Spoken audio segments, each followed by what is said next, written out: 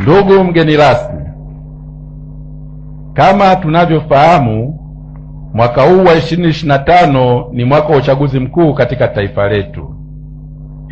Uchaguzi wa viongozi ni jambo lenye uzito mkubwa katika kuamua mustakabali wa ustawi, amani, usalama, uhuru na ulinzi wa rasilimali za taifa letu.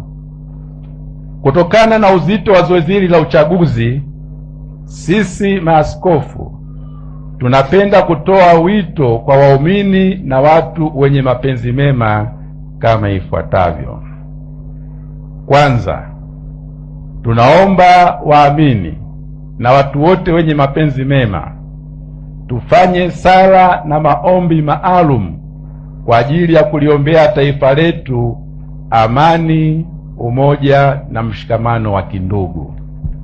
Tunahitaji sana tunu hizo katika taifa letu ili tuweze kuendelea kuishi kama familia moja. Pia tumwombe Mwenyezi Mungu atujalie kupata viongozi bora, wenye uwezo, waadilifu na wacha Mungu. Hii itatuwezesha kuwa na viongozi wasio na ubinafsi, bali wenye uzalendo wa kweli na walio tayari kujenga jamii ya Tanzania katika misingi ya ukweli, haki, uadilifu, upendo, ustawi na uhuru kwa wote. Neno la Mungu katika kitabu cha Mithali sura ya 29 aya ya 2 linasema, waadilifu wakifanikiwa watu hufurahi, waovu watawalapo watu huugua. Tunaomba watu wetu wasiugue.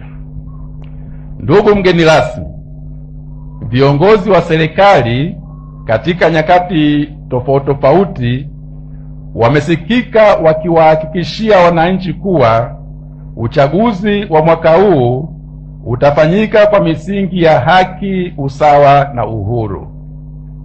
Tunaomba kauli hizi nzuri na za kutia moyo za viongozi wetu zionekane kwenye matendo katika hatua zote za uchaguzi, kwani baadhi ya matukio tuliyoyashuhudia katika jamii yetu hayaonyeshi kuwa watendaji au wasimamizi wa sheria wanatekeleza kile kinachoahidiwa na viongozi wetu.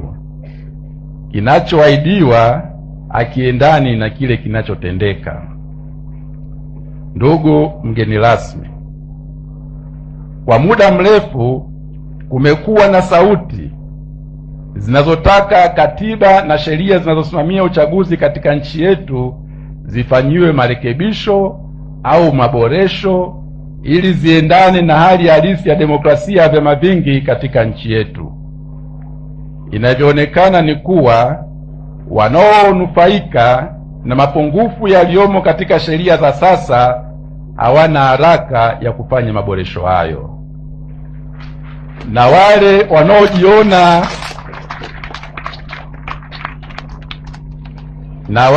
wanaojiona wanaathirika na mapungufu hayo ndio wanaopaza sauti kutaka kufanya mabadiliko ya katiba na sheria za uchaguzi.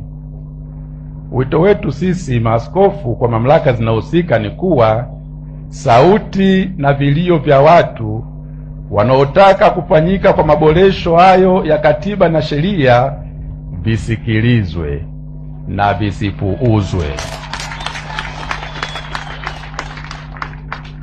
Tunaomba marekebisho na maboresho stahiki kwenye mifumo ya uchaguzi yafanyike ili kuruhusu uchaguzi wa kweli ulio huru na wa haki katika nchi yetu. Vinginevyo, chaguzi zetu zitaendelea kugubikwa na dosari nyingi kama ilivyoshuhudiwa kwenye chaguzi za miaka ya hivi karibuni. Mwisho, tunamrudia tena Mwenyezi Mungu tukimuomba alibariki Jimbo Katoliki la Iringa, awabariki viongozi wetu wa kitaifa, aibariki nchi yetu na raia wake wote. Asanteni sana kwa kunisikiliza. Tumsifu Yesu Kristo. Sasa namuomba Katibu Mkuu wa Baraza la Maaskofu Katoliki uniletee ile katiba ya baraza ili niweze kumkabidhi Askofu Romanus Miali